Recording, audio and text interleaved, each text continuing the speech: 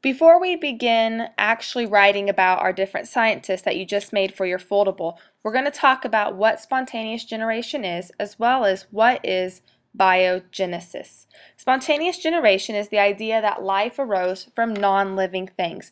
A long time ago, before Reddy even started formulating his ideas, there were people in the world that believed that mice came from having damp hay and corn in the corner of the barn. They did not realize that another mouse had to give birth to another mouse for it to be there. They thought that hay and corn created mice. So that's what spontaneous generation is. And what the scientists we're going to learn about did, they tried to tell people that life has to come from something that is living. And these previous scientists before Reddy and Spallanzani and Pasteur, they had something called the vital force, which is very critical in understanding what biogenesis is. And we'll talk about it a little more in depth later, but it's kind of the driving force of what they thought was living things. And again, there are three different scientists that try to prove this wrong. Those are Reddy, Spallanzani, and Pasteur.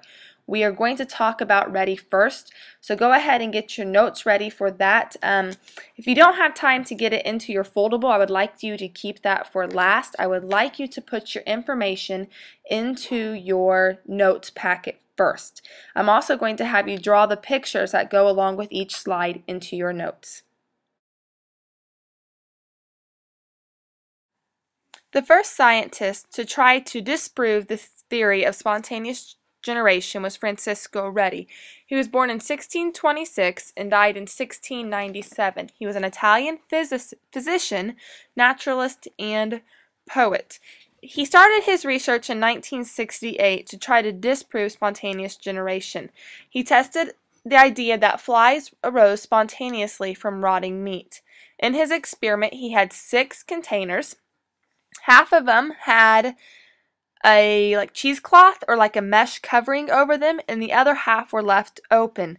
The half that did not have the cheesecloth on them eventually had maggots from the flies being in it, and the ones with the cheesecloth over the opening had no maggots. Previous scientists before Reddy did not agree with how he did his experimentation.